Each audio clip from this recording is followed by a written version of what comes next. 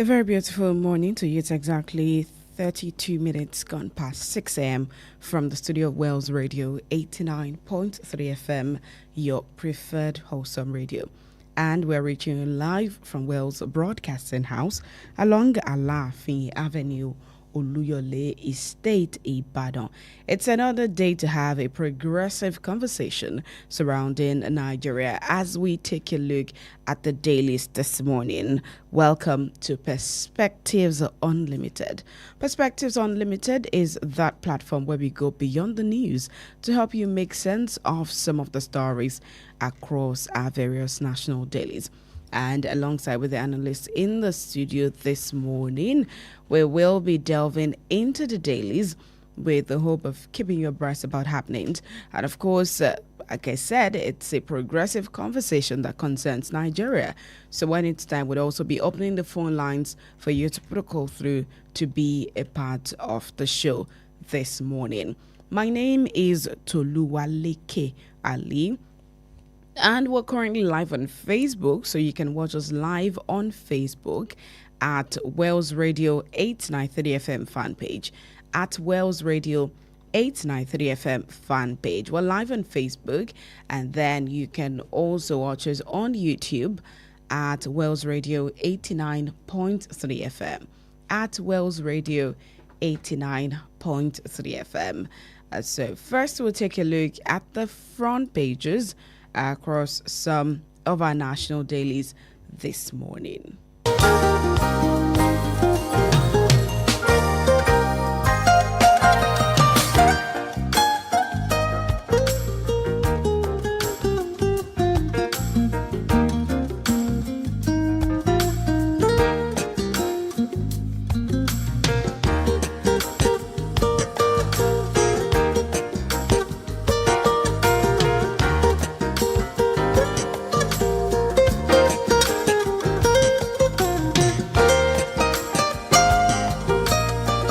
Let's begin with the Punch newspaper this morning. Above the masthead, enrollees stranded as NHIA server failure drags into weeks. And that's on page 2. Visa cancellation, why I snubbed U.S. Embassy's summons. That's according to Shoyinka, and that story is on page 21. The lead story on the front page of the Punch newspaper this morning. Hurricane Tinubu, Taraba, Plateau, Adamawa governors face defection dilemma.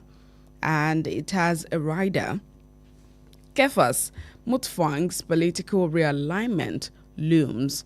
Fintiri holds ground. Planned defection unsettles state APC leaders. And the story can be found on page 2 of the Punch newspaper for this morning. Coup controversy. Military interrogates MD, raids ex-governor's house. And that's also on page 2 of the Punch newspaper. Senate set to grill new service chiefs today. The story is on page 3 of the Punch newspaper for this morning. Abdulrazak receives 23 kidnapped victims rescued by military. And that's in Kwara State with pictures of the governor with the rescued victims. And that's on page 7. Vote buying won't decide Anambra election. That's according to Amukpita. And it's also on page 3 of the Punch newspaper. Also on page 7, hidden assets. Court rules Abba Kyari has a case to answer. States to earn over 4 trillion naira yearly from VAT reforms. That's on page 39 of the Punch newspaper for this morning.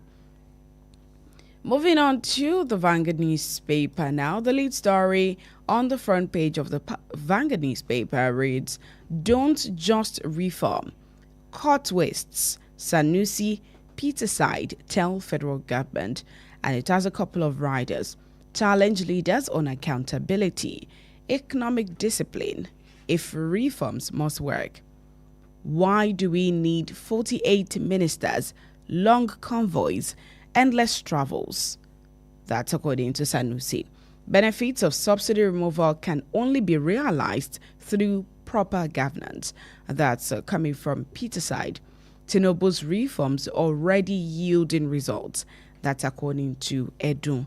Oti calls for leadership discipline, human capital investment to unlock Africa's prosperity.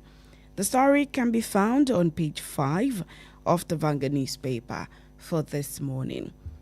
Enugu emerges likeliest state to survive without FARC allocations.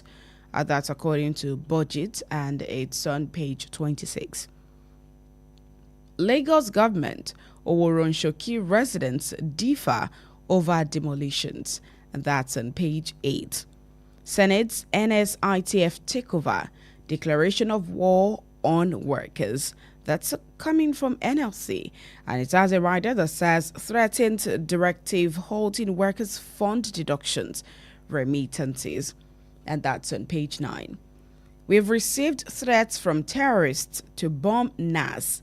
Reps raise alarm, and that's on page 9. I've been banned from US. That's according to Shoyinka, and it's on page 8. And the final story on the front page of the Vanguard newspaper for this morning: reps to probe NFF over $25 million FIFA grants, and that's on page 30. Moving on to the front page of the Guardian newspaper now. The lead story reads, election year to test Nigeria's reform momentum, growth recovery, and that's on page 6. Manufacturing endangered as sector sheds 18,935 jobs in the first half of 2025, and that's on page 3. Reps raise alarm over terrorist threat to bomb National Assembly, and that's on page 4 of the Guardian newspaper. Power tussle rocks APC as leaders split over Mutfwang's defection. And that's also on page 6 of the Guardian newspaper. Obi worries about drug trafficking through career services, and that's on page 7. Minister, the Guardian to partner on national youth reorientation. That's on page 5. Local contractors accuse federal government of withholding 760 billion naira payment, threatening protest. And the story is on page 8 of the Guardian newspaper. The final story on the front page of the Guardian newspaper for this morning: Nigeria among least connected by air, despite huge potential. And that's on page 22. And finally, on the front page of the Daily Trust newspaper for this morning, the lead story reads, Sanusi to federal government, borrowing after subsidy removal, wrong. The story begins on the front page and continues on pages 3 and 4 of the Daily Trust newspaper. $1 billion debt, banks take over Nest Oil, and that's on page 5. 8 years after threatening to tear green card, U.S. revokes Shoyinka's visa. And that story can be found on page 8 of the Daily Trust newspaper. Senate to screen service chiefs today. That's on page 6. Port Harcourt refinery shut down. How Nigeria lost 366.2 billion naira in months. The story can be found on page 23 of the Daily Trust newspaper for this morning. So those are the stories across some of the front pages of our national dailies this morning.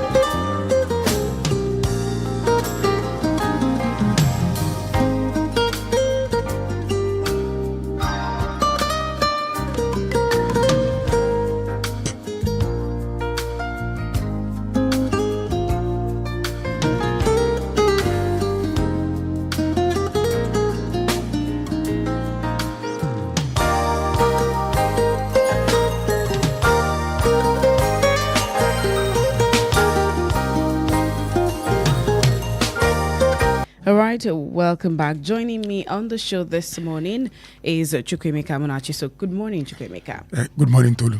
All right, let us begin with this, rather a bit scary, if you ask me. It's sort of a bold move coming from terrorists. So, the NAS raised alarm that they've received threats from terrorists to bomb NAS.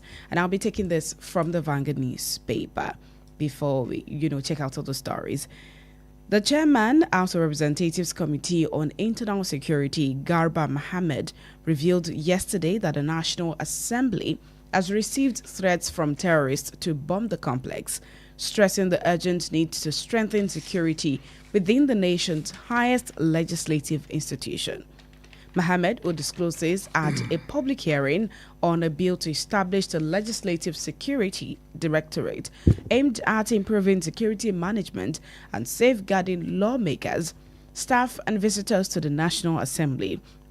Said the seat of Nigeria's democracy had increasingly faced security challenges, including cases of car and motorcycle theft, vandalism, fake identity cards, and infiltration by unregistered visitors. They said that they have received threats from terrorists to bomb the National Assembly complex and threats from protesters to lock up the National Assembly. Now, this is coming just as earlier this morning as well. There's also another story, still in the same Vanguard newspaper, where military armed herders unleash fresh terror on Benue communities. There's been renewed insecurity that has engulfed parts of Katsina-Ala local government area of Benue State following allegations linking to a local militia led by one Oranyi, popularly known as Heavy, and armed herders to a series of recent attacks and destruction of farmlands in Mbajir community. And residents said that the situation worsened on Sunday when large portions of farmland in Seakoso were set ablaze and vandalized by the armed men, forcing villagers to flee their homes. So it seems that the issue of insecurity in Nigeria is no longer just getting to the common men on the streets. Now the NAS is also beginning to feel the heat of the insecurity that has been ravaging us as a country. Because if somewhere like NAS can be receiving threats to say we're coming to bomb the complex, that only goes a long way to show that the issue of insecurity in Nigeria is no longer just what happens to people that we hear from afar. Is now eating deeper. It's coming back home. And coming back home. Yes. But the Senate is going to grill the new service chiefs today. So you see, when you talk of grilling the new service chiefs, don't forget that Buhari, the late former president, did all these things. At the end of the day, what did we gain from them? Is a ritual that has no substance in reality. Now Nigeria is the only country I know that makes peace with terrorists, so-called repentant or repented terrorists. What a serious nation does is that you kill terrorists and bandits. It is the prerogative of God, their maker, to forgive them or not to forgive them. But the moment we embarked on that trajectory, I knew that we are pampering killers. It is an act of moral absurdity to forgive terrorists and bandits while their victims are living in unending loss. We saw it coming. I remember on this platform, I have repeatedly said these things that, look, if we don't wake up to address these people holistically, with kinetically and non-kinetically, Nigeria will soon be overrun by these people. And now the National Assembly is receiving threats that they will be bombed. It is coming back home. Maybe it is time now for them to wake up and to actually address this monster that is taking lives out of Nigerians. Terrorism, we have commercial terrorism, commercial kidnapping. Everything has been commercialized because there is money in the system. Money is flowing. The government is not doing anything tangible to address this situation. We have gone for NIN. We have gone for so many things they told us that will address this menace, and yet we have not seen, there is no succor for Nigerians. We talk of food insecurity because we can't live, insecurity has a lot to do with food insecurity because the farmers are not going to farm. And how does the government respond? Instead of responding by tackling insecurity, we have spent a lot of money on insecurity and yet we are not secured. Instead, we are importing rice. We say we crash food prices by importation. Is that how to grow an economy? That is not how to grow an economy. Now, the NAS is shouting blue model right now that they have been receiving threats that the complex or the facility will be bombed. This is what happens when a nation turns blind eye to its problem and begin to chase what is not necessary. All the politicians across board are fixated on 2027. But can we have 2027 when the country is reeling under the yoke of terrorists, bandits, and non-state actors? I'm yet to see how this administration has been able to because you don't throw money into a problem and expect it to be solved. You don't do that. There must be. It's not about rejigging the security architecture of Nigeria. It's about having the will to actually face this monster and fight it holistically. It's not about pardon. It's not about amnesty. It's not about making peace. You don't make peace with criminals. They don't, because they don't have integrity. They don't honor their words. What made them to become criminals will not allow them to keep any agreement. What are they even fighting for? Those who call for amnesty, they make reference to Niger Delta agitators. They had a case.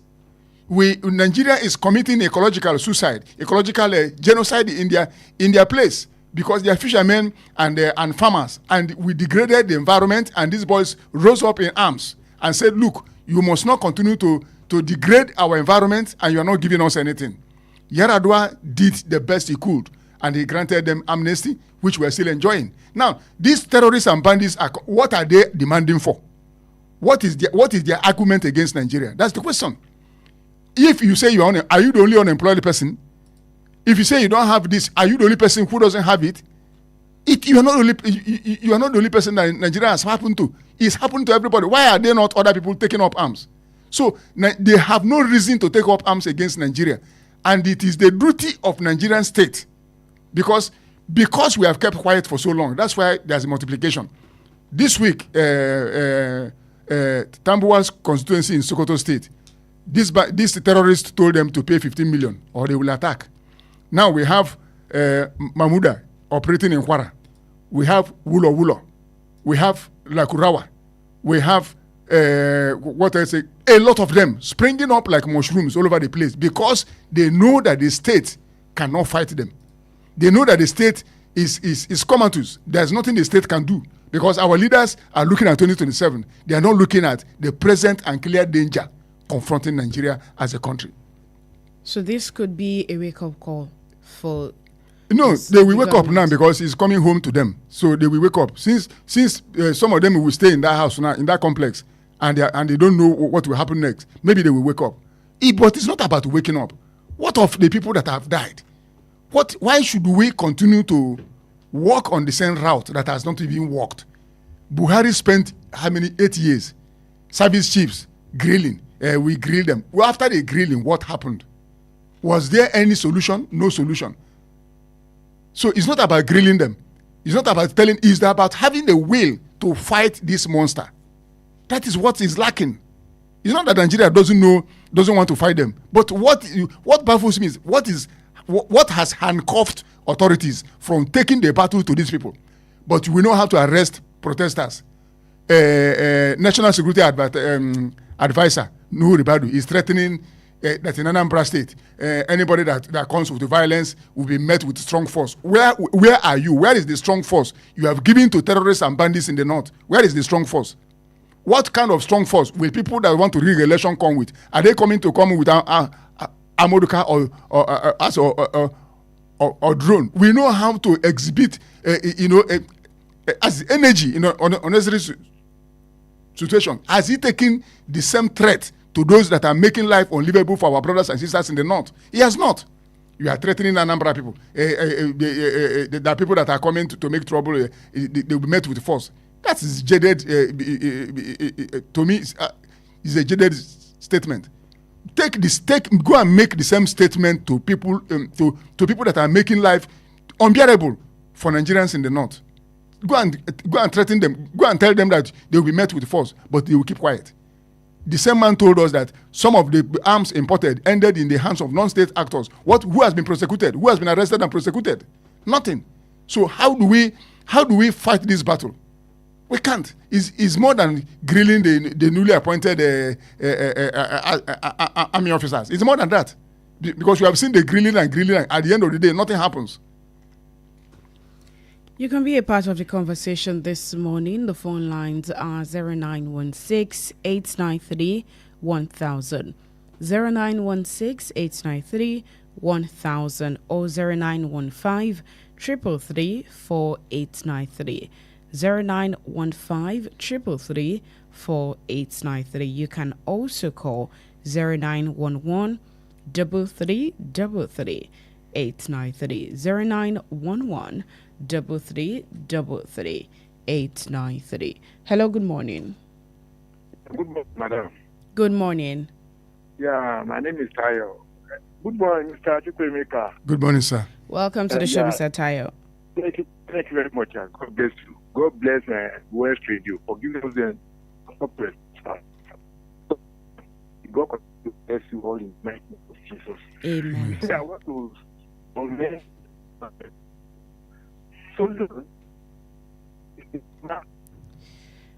Mr. Tayo, we can barely hear you. Your line is not clear enough. Okay. Sorry, madam. Sorry. Charles Udo, the present governor of Anambra State, he says fact economics, PhD. Hello. Hello, Mr. Tayo. Mr. Tayo, please do well to call back. We can't hear you anymore. I think it's the network. Do well to call back. Now, let's come to Anambra State that you talked about earlier. The newly appointed INEC chair, Amukbiton, said that vote buying won't decide Anambra election. The chairman of the Independent National Electoral Commission, Professor Joash Amukbiton SAN, has warned against vote buying ahead of the November 8 governorship election in Anambra State, assuring that the commission is fully prepared to deliver a free, fair, and credible poll. Amukbiton gave the assurance on Tuesday at the meeting of the Interagency Consultative Committee on Election Security held in Abuja, warning against voter inducement. Amukbiton vowed that INEC would work closely with the security and anti-graft agencies to curb the menace of vote buying. And he also reaffirmed his commitment to credible elections. He disclosed that INEC was taking urgent steps to resolve the network challenges encountered during last weekend's mock accreditation exercise in the state. And now, still during that same inter-consultative security meeting that was held, the IGP, Kayode Egbetokun, has revealed that the Nigerian police force has planned to deploy 45,000 officers across Anambra State in preparation for the election, which would be happening on the 8th of November.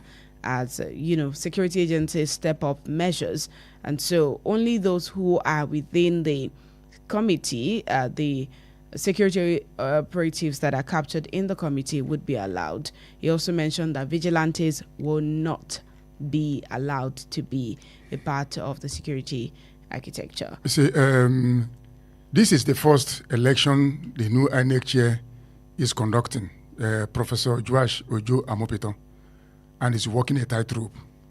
Is a litmus test for him. The pronouncement he has made so far, we won't allow inducement, we won't allow before and after, is not addressing what most Nigerians want to hear. Professor Charles Chukwuma Soludo came out openly to say his party will give 1 million to each ward that gives them the highest vote. What Amopito has not told Nigerians is that vote buying or vote packaging. He has not been able to address that thing, which is, and I hope he knows, is coming from that Nigerians will have trust in INEC based on his actions and not in platitude. Because coming to tell us that we won't allow this, that is the normal thing we've been hearing. At the end of the thing, has he been able to address whether what the governor said was vote buying or is vote buying or vote packaging or vote encouragement or vote encouragement or whatever? He has not been able to address that, and there's a deflection, because what Soludo said openly is not in tandem with what the INEC chair is addressing. Okay, so we cannot say that what Soludo said is a way of ensuring that people come out to vote. Amopito is in a better position to tell Nigerians, will this be allowed? Will this not be allowed? If he keeps quiet over this pronouncement, many parties, many governors are going to adopt this system. Is this still democracy we are practicing? Is he going to be the last coffin is it going to be the last nail on the coffin of what we are practicing as democracy? Because I expected him to address what the governor said. He didn't address it. Instead, he's saying we will resist. INEC is not a resistant group. Is that a way of telling no, you are not appointed to be resisting. You are appointed to put your feet down and declare what you want. It's not a resistant group. It's not a pressure group. Instead, we're hearing we will resist. What are you resisting? You have the power to say no, we don't want this. That's why I have my doubts about this man they appointed as INEC chair. Because Anambra election is a litmus test for him. I am from Anambra State, and I want the best for my people. I want a governor who will come, not based on vote buying, but based on that people voted for you because they want you. But the INEC chair has not been able to address that statement that the governor made. I've been reading to see where he addressed. He didn't address it. Instead, we keep hearing we will resist. What are you resisting? Are you in a combat with anybody? No. Put your feet down and make a pronouncement as INEC chair and tell the governor that, look, what you said is wrong. If it warrants him to be disqualified, let him be disqualified so that others will learn a lesson. While evil continue in our society, is that you keep quiet. Look at what we are talking about bombing the National Assembly. If those boys that came from the north with arms and ammunition openly displayed, if they are arrested and the first trial, do you think they'll be making an effort to go and bomb the National Assembly? They won't. But because we leave everything happens, we keep quiet, and things keep on escalating. So INEC chair must be very careful. He has not told us what is actually we are watching Anambra State to see what happens. We have had this several, and don't forget that the former INEC chair made Nigerians to lose confidence in that institution. That's why I said that Professor Amopito is walking a tightrope. He will either restore that confidence in that institution or he will make it worse. And the Anambra State election has provided a platform for him to tell Nigerians who exactly he is. Because they told us that he's apolitical, but I doubt that. 0916-893-1000, 0915-333-4893, or 0911-333-893. Those are the phone lines for you to call to be a part of the show this morning. This is Perspectives Unlimited on Wells Radio 89.3 FM.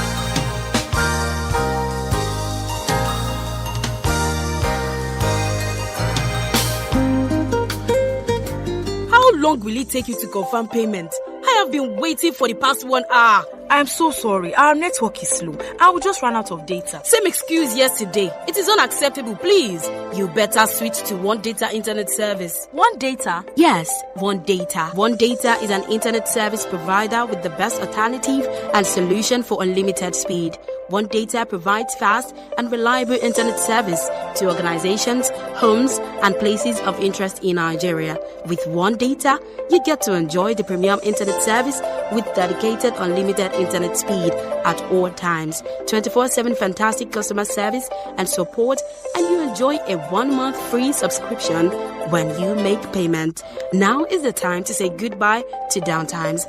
Sign up with One Data today on 0811 223 2671 or visit www.onedata.ng for more inquiries. One Data, unlimited speed. Ho, ho, ho, ho, ho, ho, ho. Merry Christmas!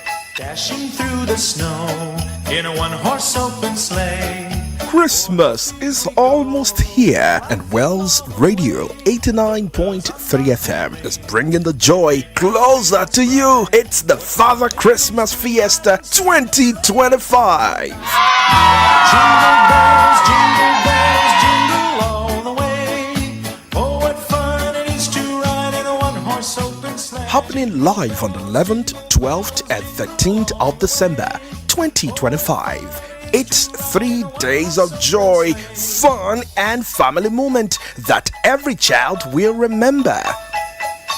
We are calling on churches, NGOs, schools, brands, and kind-hearted individuals to partner, sponsor, and spread the joy of Christmas to families across Ibadan and Oyo State. Let's make Christmas brighter together. For sponsorship and partnership, call Toby on 0803 509 3394. Sam on 0813 746 5878. Ayo on 0706 840 7359. Wells Radio 89.3 FM, celebrating Christmas the family way. Now the ground is white, so grow it while you're young.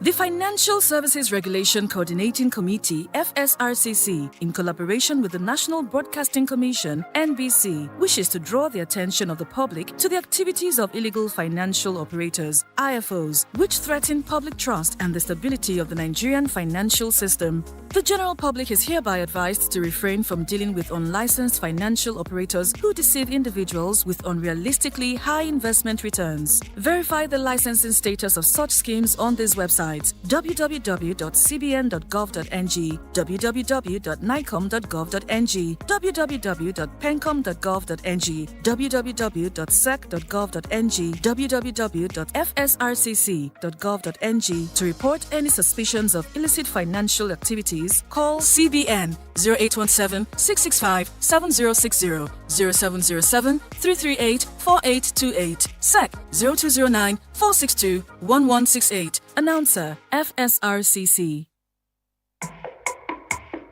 Boost your business with Wells Radio 89.3 FM. In a competitive world of business, strategic brand and product positioning is key to growth. Don't remain unseen in the shadows. Shine a spotlight on your brand with Wells Radio 89.3 FM today. Why Wells Radio? We are your state's #1 family radio station. We connect with the heart of families in your state. As the smallest unit of the society, families trust Wells Radio for quality content and information. Visit us today along Alafin Avenue, Oluyole Estate, Ibadan. Our white and blue building just before Sharp Corner ensures your business won't go unnoticed. Advertise with us today. Call our marketing office on 0903 936 8185. Call Toby on 0803 509 3394. Ayo on 0706 840 7359. Take the leap today. Let Wells Radio 89.3 FM be the megaphone for your business success. You won't regret it.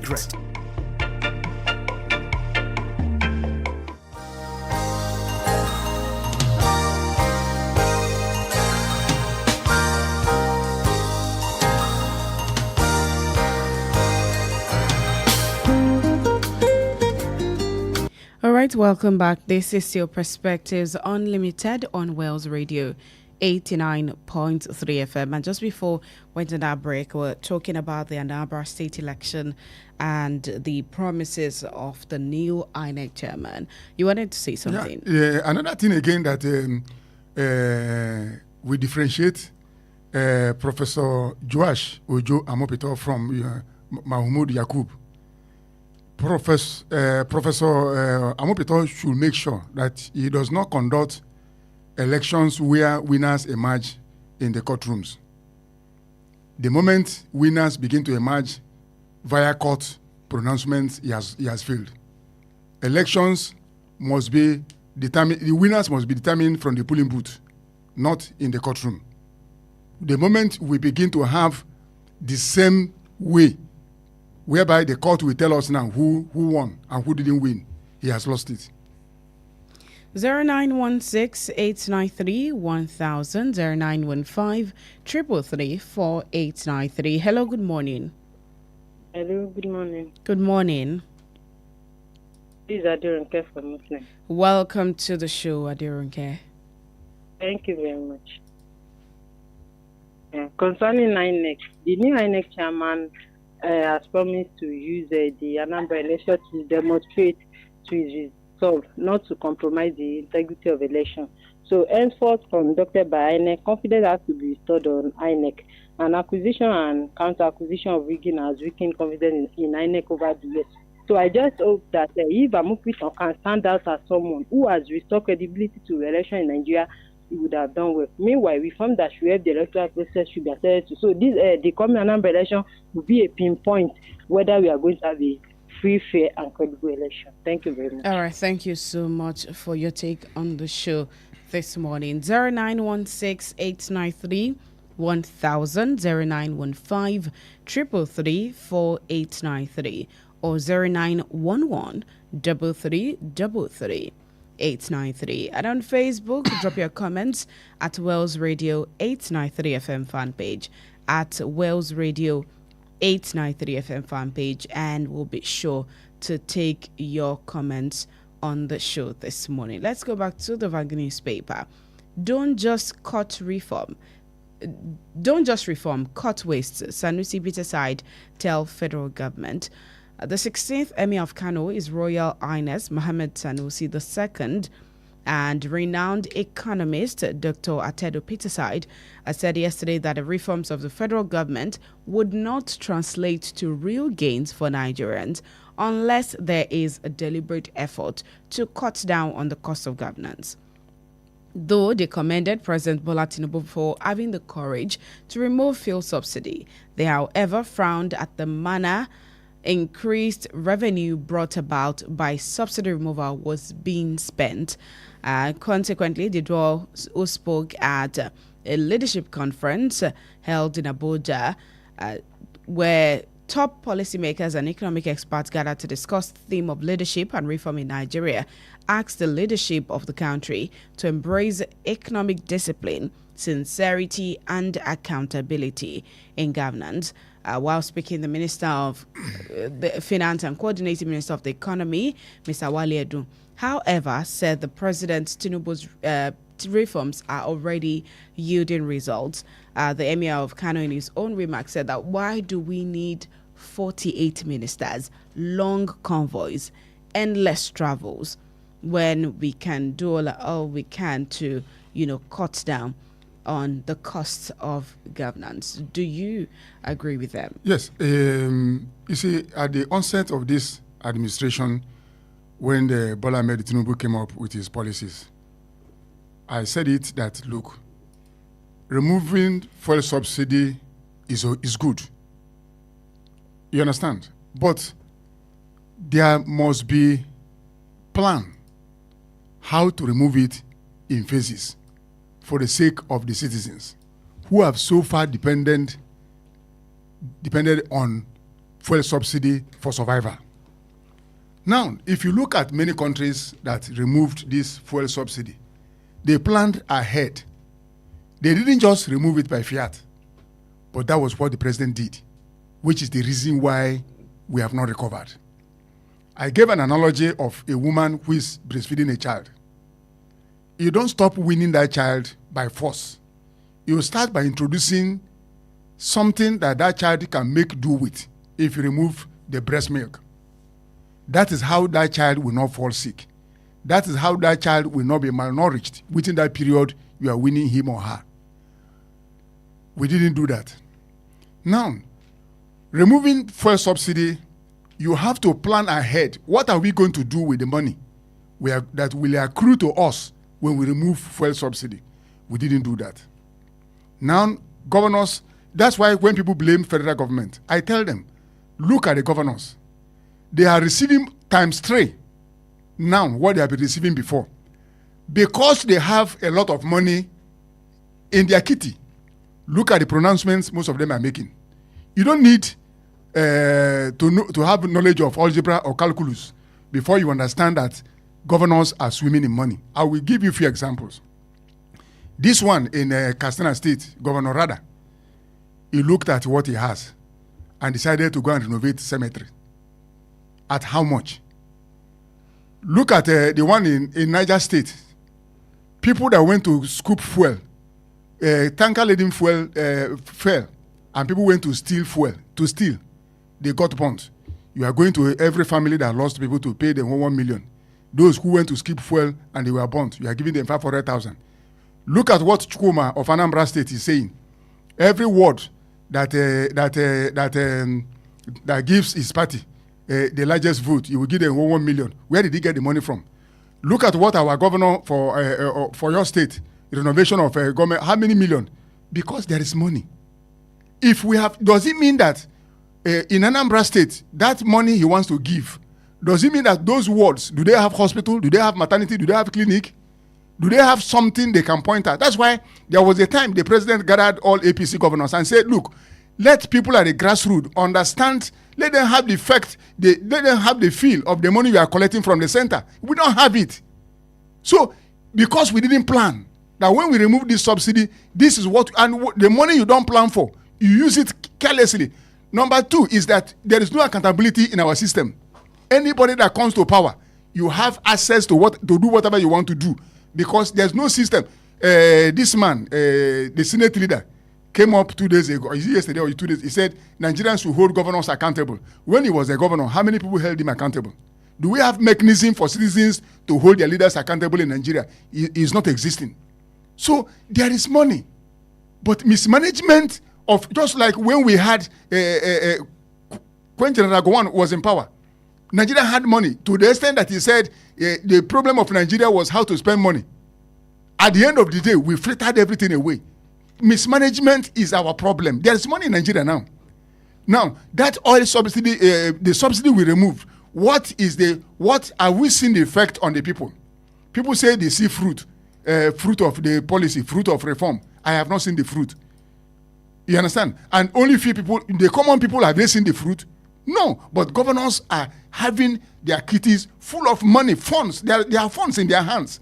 And these things will be deployed towards 2027. So did we remove oil subsidy to prepare for 2027? That's the question Nigerians are asking. There is money. So Sanusi is right. You remove fuel subsidy, where is the money going into? Where is the critical infrastructure we are told that when we remove fuel subsidy, we'll build? Where is it? The same people who remove it are still going abroad for medical tourism. Hello, good morning. Hello, good morning. Good morning. Lemon Sherry calling from Manara. Welcome to the show. Analyst in the studio. Not divine power to able. Thank you very much. I think I absolutely agree with you that what Sanusi said was right. Because I can recall vividly when President Tinubu said after the removal of subsidy, Nigeria will not borrow again. My question is, we are still borrowing till now. Don't forget, this is a set of people that against Jonathan 2012 that subsidies is scam. They mislead many Nigerians. They mobilize protesters against Jonathan that see they want to scam us. Subsidy is scam now. They remove the subsidy. All those promises, they fail to fulfill it. So what Sanusi said, I think it was right. But the best is that all our ministers, the best thing for them is to tell the bitter truth to Mr. President, rather than praising him and telling that Mr. President, economic reform is working. And it's not working. So that is the best way we can go. We need to speak truth to the power. you truly want the benefits of governance to move to the grassroots rather than putting emotion, politics of bitterness or religion differences to support each other, which is not the best way for us in this country. That's my own submission. Thank you. All right, thank you so much. So Tolu, now we remove first subsidy. We now have bloated workforce. Look at the cabinet. Did we remove first subsidy to fund the lifestyle of these people? Hello, good morning. Good morning, West Radio. Good morning, sir. My name is George. I'm calling you from Ologwe. Welcome to the show, sir. You see, we just keep believing what these politicians are telling us. What is the new INEC chairman saying that the other one did not say? He just made me to remember Fela this morning. Shakara Oloje. All they are doing is just to play us, and then they do whatever they like to themselves. Are they really moving this country forward? I think Anambra election is coming very soon. At the end of it, we assess what he has done concerning vote buying and all the rest of it. The government don't want to solve our problem because they are benefiting from it. Thank you. Thank you so much for your take on the show this morning, Mr. George. So, if we had planned ahead, that's why I keep saying that politicians will never take Nigeria to the next level. We lack statesmen. Before Awolowo came up with free education in the Southwest those days, he planned ahead. There's no planning. These politicians are not planning anything for anybody. The only thing they sit down to plan is how to win election. They are not planning how. Look at education. We remove mathematics. We bring mathematics. We do this. We bring that. We said we are planning. Look, because statesmen see ahead. Leaders, visionary leaders, they see ahead of their people. Do we have visionary leaders? No, we don't have. All we have are transactional leadership. People who are in office because they want to feather their nest. They are not thinking about anybody. Go and read this book. If you want to read, I will bring you to you. It's the story of Singapore, from third world to first world. Go and see what Lee Kuan Yew did in Singapore. You will know that the man, even at the expense of his own comfort, the man, do we have such people? No, we don't have. We remove fuel subsidy to channel the funds into critical infrastructure.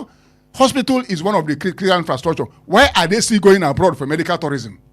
If we have channeled that money to build hospitals, must we be going up? And you know the danger of leaders going abroad for medical tourism? Nigeria is exposed. Because people that are treating you there are not Nigerians. They can collect any information from you. We are exposed. So, critical infrastructure, we have not tackled insecurity. We are crashing food prices through importation. Is that economy? I'm not an economist, but I know that is not the way to grow an economy. So we are frittering the money away because of 2027. That is it. And there's nothing now we can point at and say, this is what we are doing, and we are still borrowing. President came up about how many months ago, we are not borrowing again. And they went back to start borrowing. So what happened? Because there's no accountability to anybody. Nobody is telling us, there's no transparency. And leadership without transparency is disconnected from the people. Because people don't know what you are doing. You just stay there and do whatever you like. But my take is this. There is a just judge waiting for all of us. Yes, I am always happy when I remember that you may play everybody like a football. You will meet it. At the end of the day, all of us will stand before the just judge who will give us our reward. You mentioned earlier about, governors having enough money to throw around. Mm-hmm. Now, in another story in the Punch newspaper, there's a projection by the chairman of the Presidential Fiscal Policy and Tax Reforms Committee, Mr. Taiwo Oyedele, that states could earn more than 4 trillion naira annually from 2026 when the new value-added tax reforms take effect. Now, this was during... he made his disclosure during Budget State of States 2025 report in Abuja, where he delivered the keynote address. Now, in that state, according to budget, ranking states that did well so far, their fiscal performance, Anambra State emerged as the best performing state, and then followed by Lagos, Kwara, Abia, and Edo states. Hello, good morning. Hello, good morning. Hello, good morning. Yeah. My name is Adebola from Apata. Welcome to the show, sir. I just want to, I have a little advice for our president. Okay. Once you have go to America, no so. You go to many countries, no so. Nigeria not changed. This is the end of the other 2 years or going to 3 years. Anywhere you won't go, you should leave Nigeria in the way it makes. Yoruba used to make the proverb that Orisato Valigbe. She received the Bobashibani. Food price, I don't high every day. Is that the price he made them? Fuel price high, food price high, everything high, tax high. They are taxing our living. You should leave us in the way he made us. Thank you very much. All right, thank you so much for your take on the show, sir. Mr. Adigbala from Akpata. And so, other states, in the lower ranking, we have states like Imo, Kogi, Jigawa, Benue, and Yobe. Could it be because Anambra State is, number one on the fiscal performance ranking? That's why you throw money. The governor. you see, there is money there. Don't forget that Anambra State, it may be the richest state in the southeast, not in terms of government, individuals there, they pay tax. You understand? So they pay tax. It's not because of derivation or whatever government is giving them. The individuals, the state is just a huge business hub. You understand? Everything there. There's no where you go where they are not producing one thing or the other. So they definitely it will reflect.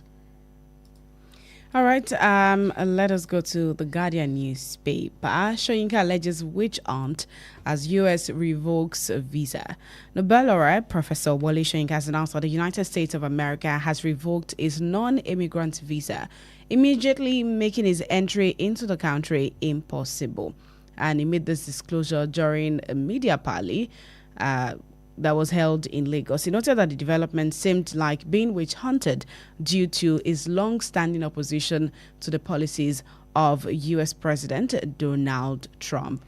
He said he has no visa. He has been banned, obviously, from the United States. You see, I'm going to look at this thing from another angle. You see, this life, we eat the fruits of our words.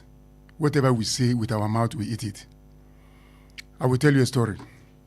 There was once a time, I was in secondary school then. A woman who went to Omugo, he came back home and the first son just got married. The woman, normally when women come back from such a journey, they display what their in-laws gave them.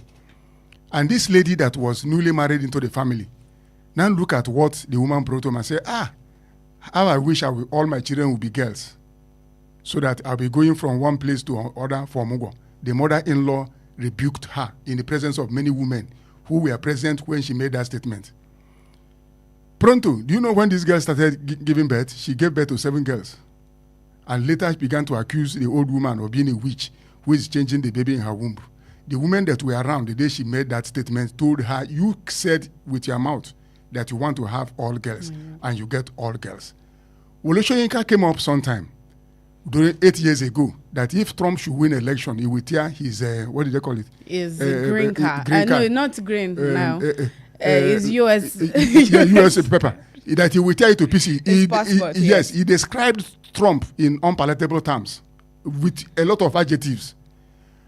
After some time, people went to and said, Baba, how far? Have you turned the paper? He started saying another thing. Now Trump has helped you not to come again. Keep your paper. Since you said you want to tear it.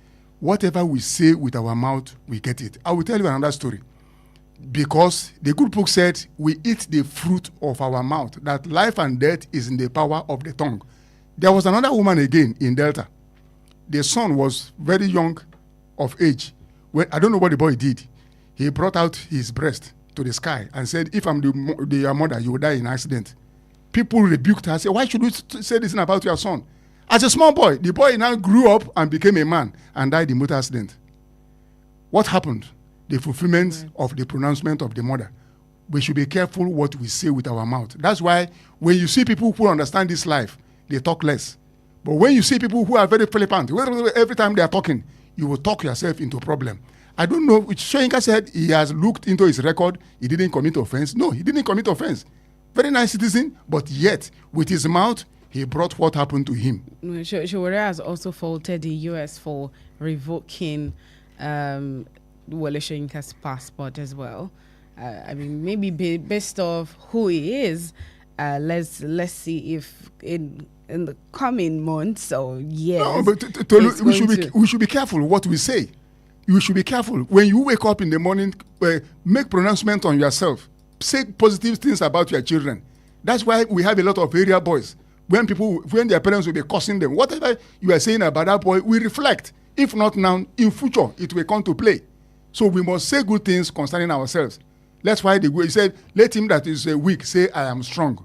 Not that you are not weak. You are weak. You know you are weak. But say, I am strong. All right. On Facebook, Oluwajobabiodun Abatolade, good morning. Well done. Thank you so much. Ukaila Quadri says, good morning. Good morning to you too. Adekunle Ojo Christina says, good morning and well done, Ma. Good morning, Ma. Thank you so much for watching. It's time for us to go. Thank you so much for being a part of the show today. Thank you for having me, Tolu. All right. The conversation continues tomorrow at exactly 6:30 a.m. As I would always say, wherever it is that you find yourself, always ensure that you put Nigeria out there in good lights. God bless you. God bless Nigeria. I am Toluwaleke Alli.